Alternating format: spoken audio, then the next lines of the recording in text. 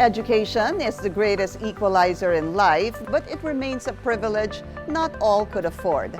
And not wanting to waste the potential of deserving, marginalized youth, one information solutions company has made it a commitment to create meaningful and positive change, not just by giving scholarships, but also inspiring their beneficiaries through good deeds and volunteerism. I'm Pinky Webb, and this is the all-new season of Business Matters, where doing good is good business.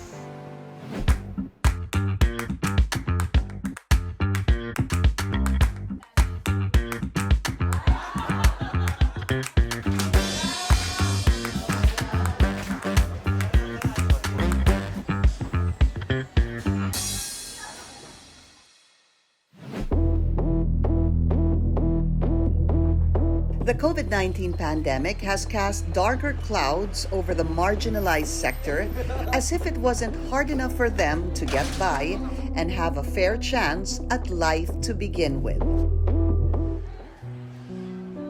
22-year-old J.R. Roncales can still vividly recall his painful memories of childhood, one that has been embittered by the harsh realities of life at the age of 5.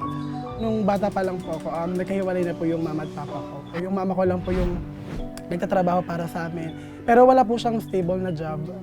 Parang mga laba-labada lang po. Yung kinikita niya po, hindi ganon kasapat para po suportahan yung pag-aaral ko, tsaka po yung iba pa po namin pangangailangan. Education has always been regarded as the greatest equalizer, providing a glimmer of hope even to those who have less in life, like JR. That's why, despite their impoverished state, his mother worked long hours just to put him to school. But despite the effort, it just wasn't enough to sustain his education. Dumarating din po sa time na hindi pa ako nakakapag-comply kasi nga po walang pera, ganyan. Hindi ko rin po naman po masisisi yung mama ko kasi wala po kasi siyang trabaho na talagang mataas po yung kita, ganun po. To help ease the sole burden of earning a living for the family, JR decided to become a working student, even mauled on completely abandoning his dream of finishing his studies. Naisip ko din po siya talaga na humintong na lang. Nung nag-aaral po ako ng high school, nagpa-part-time job din po ako. Nung part na nakakita po ako, tapos medyo nakakatulong din po, mas nakita ko po na parang maganda rin po yung opportunity na yun na talagang mag-work na lang. This is a common scenario among kids from families below poverty line. They have to face every day with limited choices and resources to have a decent life. Known in their place as a kind and bright boy who had very little opportunity to continue his studies, his neighbors recommended him to a foundation staff surveying their area in Payatas in search of deserving youth for scholarships. KKMK believes in community building in the most poverty-stricken areas where children can be given access to information. By providing educational assistance, children are sent to school and become useful members of the society. This enabled JR to continue on with his studies and rekindle his dream of pursuing bigger things for his future. Sobrang saya ko po nung mga panahon na yun. Sobrang laking tulong po talaga sa mga mag-aaral. Nung nakapasok po ako, mas naging matindi po ako sa pag-aaral. Kasi nga po, parang mas gusto ko pong patunayan din po sa scholarship na hindi po sila magsisisi sa pagkuha po nila sa akin. Ganun. Experiencing firsthand how empowering education can be, especially for a disadvantaged youth, he encouraged his friend, Charmaine Toledo, to also grab the chance to apply for a scholarship. Kung may education ka, mas mabilis kang makakapunta sa pangarap na gusto mo. Nag-applied physics po ako. So ngayon po parang physicist, tinutulungan niya po akong parang ialab yung fire sa puso ko na tumulong din po sa mga susunod pang taon na makagraduate ako. But funding is needed to sustain such a grand objective of helping the marginalized youth. And one of the leading global providers of information solution in the country has made it their commitment to assist such cause and help children achieve their dreams through education. Can you tell us more about Reed Elsevier Philippines? Reed Elsevier Philippines is the global knowledge or operations arm for RELX. RELX is a global provider of information and analytics. Our value statement is valuing what matters. Our very mission as RELX is to make a better world, a better community. When RELX, our mother company, decided to establish a center here in the Philippines, the challenge to us was, how can we give more? And how can we align the core business of the organization to how we can help others? So if it is something to do with information, content, or education, it has to be aligned with that. So what we did was to find a foundation that can help us through Kapatid Kita Mahal Kita Foundation. Since 2011, the Information Solutions Company has partnered with a local foundation in Payatas in supporting the disadvantaged youth through education. Starting from 9 scholars, their beneficiaries has now grown to 220 scholars as of today. But this partnership is more than just funding. The beauty of their program lies in the engagement of its employees through volunteerism. RELX is a multinational organization, and one of the things that they want to support is corporate social responsibility. Each employee is actually given 2 paid time off every year, and the goal is, employee, do whatever it is that you want to do to care for your community. And to support that, we actually count the number of CARES hours. We call it CARES hours. How many hours do you spend caring for somebody in the community?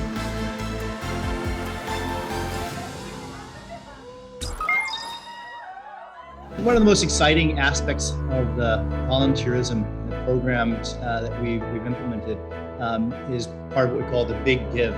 Each year we start the granting of some funds. We started out with just 5,000 pesos. We challenged our different teams to come forward with different ideas. Nag-volunteer po ako para matulungan yung mga scholars natin na magkaroon ng mas magandang kinabukasan. We believe that with all the projects that we have at RELX Cares, we'll be able to give them the bright future that they deserve. Pag nakikita ko kasing masaya yung mga scholars, nabibigyan din ako ng hope. Naniniwala ko sa phrase na nabuhay tayo sa mundong to para tumulong hanggat kaya natin. So yun yung ginagawa ko. Para masunod yung passion ko at makapag-create din ako ng mga activities para makapag-raise kami ng funds at marami pa kami mga scholars na mapasaya. Marami din kami mga activities such as Battle of the Bands kasi sobrang hirap po talaga nun. Pero again, nung nagawa po namin siya, sobrang saya po. With an aim to uplift communities and create opportunities by employing volunteerism and charity partnerships, the Information Solutions Company engaged its circle of employees to band together towards creating a meaningful and positive change for those who have less in life. As a RELX Cares Circle volunteer, our goals are, first, we want to create a positive impression on giving, which is giving without expecting anything in return. Second, we provide different opportunities for employee volunteers to participate in so that they can share their time, talent, and treasure. And lastly, through all these efforts, we want to change lives, and that is RELX Cares Circle. Through the sharing of their time and talent, the volunteers present a hands-on and genuine approach.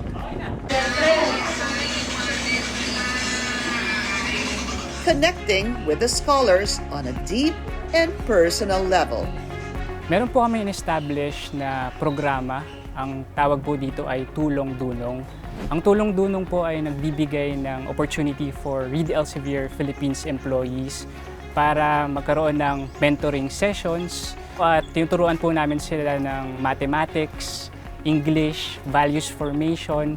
Meron din po kaming tinuturo sa kanila about sa communication skills at iba pang mga pwede pong mag-improve ng life and academic skills po nila. The sharing of the treasure is more than just giving out donations on the part of the employees. It is part of a larger initiative to strengthen their community building. One of the most exciting aspects of the volunteerism programs that we've implemented is part of what we call the Big Give. Each year we start granting them some funds. Started out with just 5,000 pesos. We challenged our different teams to come forward with different ideas, how to either raise money or help educate or mentor, provide support for communities and scholars. And they come up with all kinds of brilliant ideas. And through this volunteer initiative, the volunteers were able to raise funds to build facilities that are conducive for learning. Nakapag-raise kami ng funds for us to be able to build a multimedia center for the Kapatid Kita Mahal Kita Foundation. So, yung multimedia center na yon, ginagamit yon ng mga scholars natin para mabigyan sila ng free access to online research aside from this KKMK library. No lockdown can stop us now. And even with the challenges of the pandemic, the employee volunteers still found different ways to engage with the scholars, making sure that they are not left behind during these uncertain times. Help doesn't stop when there is a pandemic. Our values should continue, especially when there is pandemic because people needs our help. We came up with Tulong Dunong 2.0, wherein our leaders here, our employees here, can do tutoring to our scholars online. So we had to think of ways in terms of adapting and being agile with the times. So not only that, we also gathered a lot of support by providing what they call ayudas to our scholars. The kindness received and witnessed by the youth beneficiaries of the company creates a sense of aspiration. Ang partnership namin with REPH ay napaka-importante para sa kinabukasan ng mga batang ito, para makamit nila ang kanilang mga pangarap na makapagtapos ng pag-aaral at para matulungan ang kanilang pamilya sa darating na mga panahon.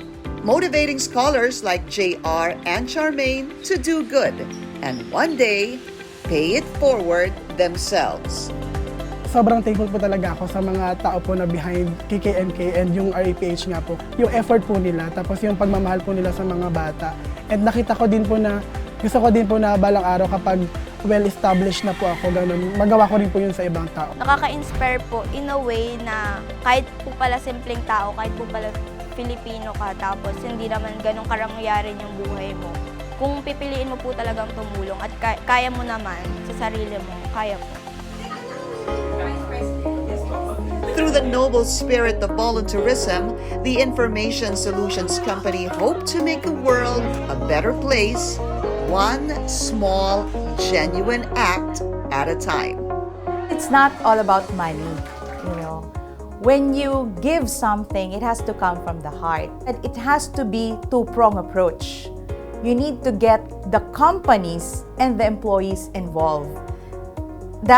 It becomes more heartfelt, it becomes more real. It really has to be an all-encompassing program and outreach where we can help provide for all these aspects of sustainable living to provide, in the end, an education and a future for our scholars, so then they can give back and support their communities and help provide support for the many, many needs of these disadvantaged communities.